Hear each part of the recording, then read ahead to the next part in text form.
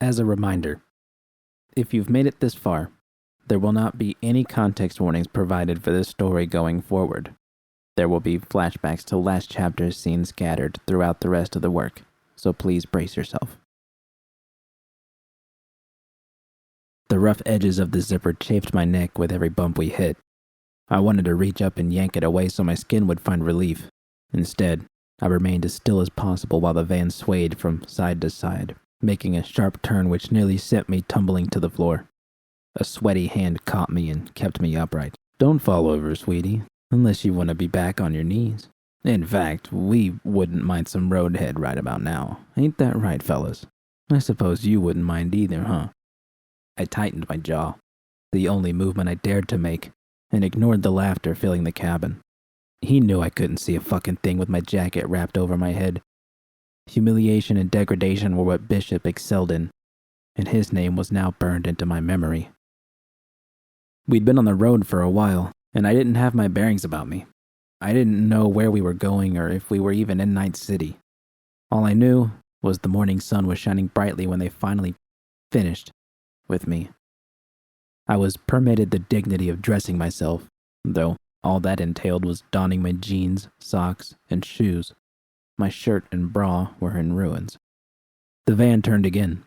This time my foot shot out by instinct so I could steady myself. I didn't want to give Bishop any opportunity to make good on his veiled threat.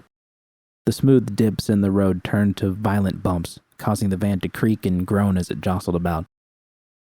Strangely enough, even though I should have been more concerned with my current predicament, all I could think about was how far off the suspension was. I flinched and hissed when a hand began rustling with the jacket. I briefly glimpsed a ray of light peek through a crease in the fabric before I was plunged back into darkness. An unpleasant scent which reminded me of chlorine drifted into my nostrils as he reached up and ejected the shard from my neural port. With a final caress of my hair, he withdrew. Your hollow-in keys are in your jacket, sweetie, Bishop whispered in my ear. Again, I pretended not to exist. They were letting me go, or so they said. If I just sat still and didn't say a word, I would be home soon. Home. The van suddenly skidded to a stop, sending pebbles flaking against the undercarriage. The engine was left running as heavy footsteps surrounded me. You got it? Yeah, get her up. I refrained from flinching again when Bishop reached under my arms and raised me to my feet. I was carefully guided forward, my feet shuffling from side to side until his grip tightened, causing me to stop. It was almost over. The door swung open with a loud screech and I was guided a few more steps forward. Cool wind brushed against my bare torso.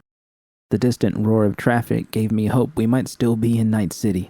With a gentle squeeze, he took his hands off my shoulders, leaving me to wobble in fear of losing my balance. Suddenly, he yanked my pants down to my knees and delivered a stinging slap to my ass, causing me to cry out. But before I could do or say anything, he shoved me out the back of the van. I reached out in a desperate bid to break my fall, but I was higher off the ground than expected. I landed squarely on my chest, knocking the wind out of my lungs. As I started to push myself up, the van's wheels spun, spraying me with dirt. Their laughter grew fainter as they sped off. When I was certain they were gone, I reached up with shaky hands and pulled the jacket off of my head. I winced as sunlight flooded into my eyes, and it took a few moments for them to focus. They'd left me underneath an overpass, but I didn't have a clue where in the city I was. I looked around, trying to find a landmark I could anchor myself to. Eventually, I spotted the familiar outline of Arasaka Tower in the distance, but the angle was off. If I was facing it from this direction, that meant I was on the east side of the city. Groaning, I rose to my hands and knees, taking a moment to steady myself before standing. I nearly collapsed, but managed to catch myself by leaning against the rusted remains of an abandoned truck. My pants were still hanging around my knees, and it took considerable effort to make the muscles in my arms work so I could secure them back around my waist. My jacket was next. The warm leather felt good against my skin, but my fingers fumbled with the zipper several times. I checked my pockets and was relieved to find my keys in hollow. They'd stolen nothing, yet they'd taken everything. A dull throbbing pounded inside of my skull. They'd only given me a few sips of water during the ordeal. My lips were parched, and a bitter sourness lingered in my mouth, and I could already feel my system crashing from the ice they'd forced me to take. But I wasn't supposed to think about that. I had to get home, and my first thought was to turn on my holo. The power cell had been drained, though, and the screen remained stubbornly black. Not that it mattered. Who would I call? What would I say? I needed to move. My right leg went first, followed by the left. Slowly, they led me toward the far side of the overpass where the road returned to ground level. I kept my focus on the skyline. Every step I took was one closer to getting me home. I trudged along the barren landscape for nearly half an hour until I finally reached the concrete divider running alongside the edge of the street. The soreness between my legs wasn't too bad as I climbed over it, but that would certainly change as the day wore on. I remained frozen along the side of the road as traffic raced by. I'd made it this far. Now what? Home. I needed to go home. How would I get home? Hitchhiking was out of the question. Even though the odds of me bumping into someone else with nefarious intentions were low, I'd already come up buzzed once before and wouldn't survive another bad draw. Instead, I focused on the road, which curved before vanishing into the city. My van. If I was on the east side, then that meant Lizzie's was only a couple of miles away. Then I could drive myself home. I ignored the occasional honk as I walked along the shoulder, my eyes never leaving the city. Right foot, left foot. Why hadn't they clept anything? If they had, I could have told myself that this had just been something random, a crime of opportunity. But this screamed of something personal, cruel. I could still hear their laughter echoing in my ears, not just at what they had done to me, but at what I had done. I couldn't stop. I forced the thought away and kept my eyes focused on my destination. Right foot, left foot. The backs of my heels were killing me by the time I worked my way around the wide curve. I recognized my surroundings now and realized the garage was only about 17 or 18 blocks away, but it was getting harder to walk as the rough surfaces of my shoes chafed at the blisters opening up. Finally, I couldn't take it anymore and stopped. The sidewalks were mostly abandoned, and I'd seen plenty of stranger things than someone wandering along with no shoes on. My feet screamed in relief as I stepped out of them. I left my socks on and kept a watchful eye on the pavement so I wouldn't step on a stone or a shard of broken glass. The sun wasn't directly overhead yet, but it still beat down upon me relentlessly. I felt gross underneath the jacket, but taking it off wasn't an option. Aside from what might happen if I dared to wander the streets half nude, the thick leather enveloped me in a layer of protection I refused to part with, even if it was just an illusion. Right foot, left foot. I glanced through the windows of the shops I passed by. Thousands of small businesses littered the city, and behind each of them was an owner who'd started with nothing more than a hope for a better life. Many would certainly close their doors within a year and pave the way for new dreamers. But what became of those who failed? Would they try their hand at something else? Or would some of them turn out like me? I tightened my jaw and pressed forward. The only thing I needed to do was what everyone else who failed did. Pick up my shit and move on. It was just rape. Horrible, to be sure. So horrible. But in a city where anyone could be grabbed off the street and hacked up for implants, it was far from the worst that could happen. The decaying remains of Roxanne's head were still sitting somewhere inside of clouds. I'm sure she had more to complain about than I did.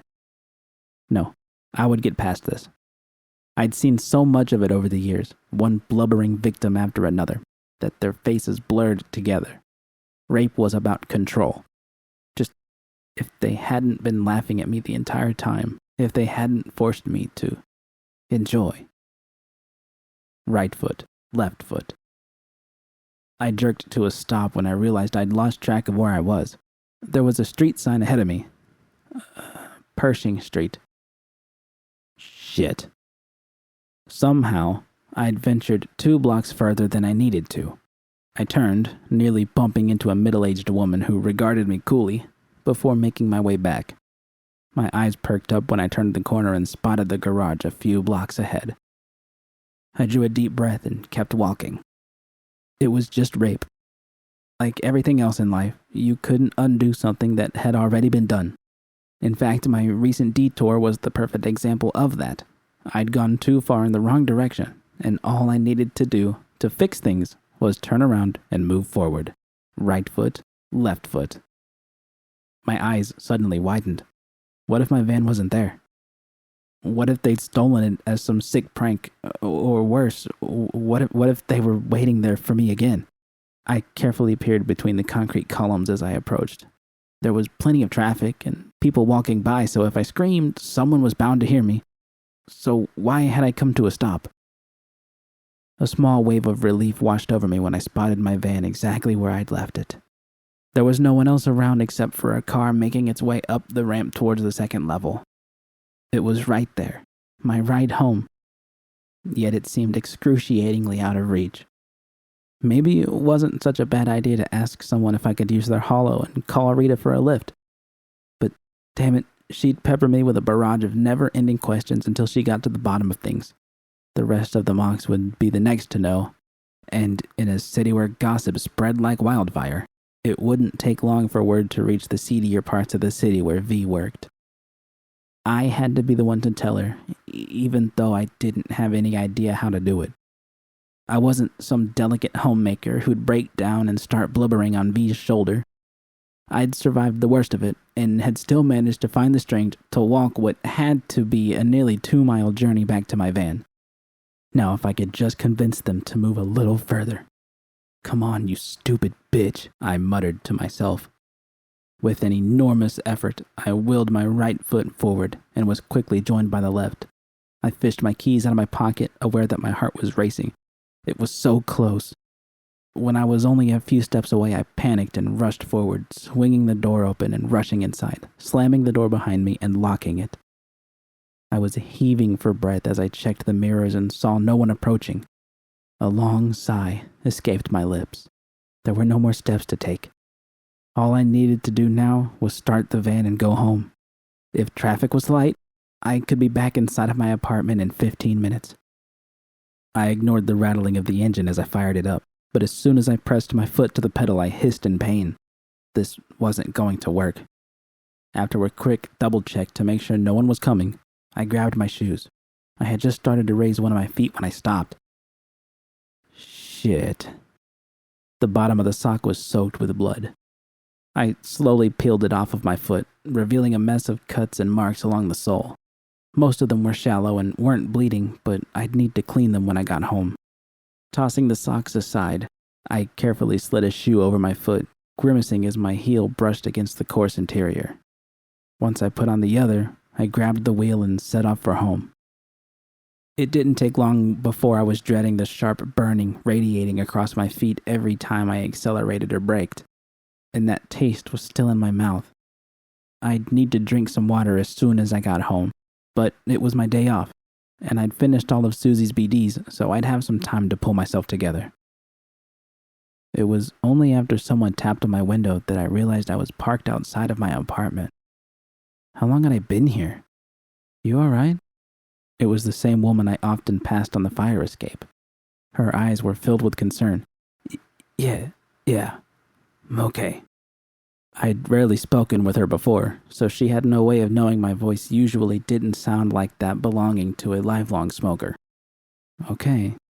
She lingered for a moment, probably trying to figure out if I was high or drunk before walking away. I grabbed my bloodied socks and took another deep breath. Almost there. Right foot, left foot. But these steps were much harder than the ones I'd taken earlier. My blisters had opened, and even the slightest scrape caused them to burn with an intense heat. The cuts along my feet made it feel like my soles were splitting apart. I'd considered crawling on my hands and knees as I ascended the stairs, but managed to stay upright. The front door was right there, relief waiting for me on the other side. Finally, the door slid open and I stepped inside. My shoes were on the floor before the door had closed. I started to pull down my jacket zipper and paused, remembering I was bare underneath. Instead, I pattered into the kitchen. Wrappers and crumbs were scattered along the counter, and dry noodles still clung to a bowl I'd left out earlier. My lips curled in disgust. It was a fucking mess, and I would be damned if I would live like this. I immediately set to work on cleaning everything up, despite the burning in my feet and the sourness in my mouth. The trash was the first to go. I then soaked a towel and wiped away the crumbs, brushing them into the sink. Finally, I snatched the bowl off of the counter and scraped it out before tossing it into the sink. But I'd really tossed it, and when it landed, a loud crack pierced the air. Oh well, it was easier to toss it away than to bust out the soap and scrub it clean. We had plenty more of them anyway. Once I was satisfied I wasn't living in squalor, I turned and went to the bathroom. It was much easier to pull the zipper down than it had been to tug it up earlier. As soon as I pulled the flaps apart, my body was greeted by a cool rush of air that bathed the thin sheen of sweat coating my skin. Oh, not all sweat. I took a moment to enjoy the sensation before a shiver ran up my spine, covering my skin in goosebumps. My jeans didn't seem to have any tears or stains on them, but I wasn't going to leave anything to chance. As for my underwear, well, they had disappeared a long time ago. I gathered my clothes into a pile and walked toward the washer. Right foot, left foot, and stuffed everything inside. A little extra detergent was in order to make sure I got everything out. As the machine started its cycle, I caught sight of my reflection in the mirror and jerked to a halt. Who the hell was staring back at me? Her name was Judy Álvarez, and at a cursory glance, she was the same woman I'd always seen.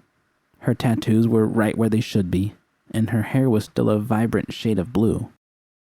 But that was as far as the similarities went. The whites surrounding my eyes had turned pink and my pupils were shockingly dilated. A disheveled mess of tangled hair sat atop my scalp and my lips were cracked, parched for water. I looked lower. My skin was still smooth and blemish-free, except for the scabby spots scattered across my body. Spots that I knew weren't sweat. The cool air had caused my nipples to harden into bright red points that painfully ached with each beat of my heart. Friction burns encircled my wrists, which, while faint, would require long sleeves over the next few days until they had faded. They were laughing at me, and fuck. Had I laughed too? I turned away from the shocking image and drew a hot bath. It took some time for the water to heat up, but the plume of steam that finally rose promised relief from the soreness creeping into my muscles. Rather than waiting for the tub to fill, I went back into the kitchen and opened the cupboard. I grabbed the first glass I could get my hands on and shoved it under the sink. It was barely halfway full when I pulled it away and downed it all in a single gulp. I kept repeating the motion until my mouth no longer begged for more and the taste in my mouth had finally abated. The sound of water spilling onto the tile caught my attention. I shoveled back into the bathroom as quickly as I could, nearly slipping on the wet tile and shutting the water off. Fortunately, not too much had spilled over the lip and it didn't take long to wipe the floor dry. When I was finished, I reached into the water and pulled the drain plug. Once a sufficient amount had rushed down the pipes, I put it back in. At last. My feet screamed in agony as I stepped into the tub, but it didn't stop me from immersing myself in the near-scalding water. An unpleasant sting burned between my legs. I'd probably be sore down there for a couple of days, but it could have been so much worse. I'd seen what happened when scavs got their hands on someone and chopped them up for their chrome. They weren't delicate in their methods and certainly didn't bother with anesthesia, especially when there was a chance the organics might get spoiled. The body was a powerful machine and could endure all kinds of trauma, yet it was remarkably susceptible to the simplest of injuries. Hell, all it had taken was a pair of cuts for Evie to bleed out. In fact, she'd proven it right in this very tub. I drew a sharp breath and tried to focus on something else. Damn it. The pile of dirty laundry from the day before was still stuffed in the corner. but I could run another load once my clothes were done. I laid motionless for what seemed like hours before I finally found the strength to begin rubbing at my skin, shedding the layers of sweat and everything else that clung to my body. By the time I felt clean, the water no longer offered the soothing relief it had when I first stepped in. Goosebumps raced along my skin as I forced myself out of the tub. I took another hesitant glance at myself in the mirror and breathed a sigh of relief. There she was, the old Judy. It was remarkable what a relaxing bath could do for the body and mind. I was clean and felt like a new woman. Things would be all right after a few days. Right foot, left foot. I just needed to keep moving forward. Once I'd mopped my hair dry and changed into a fresh pair of clothes, I changed over the laundry and stepped back out into the kitchen. Suddenly, it was too quiet. I thought of what to say to V when she came home. She would be worn out and probably stressed, a bad combination.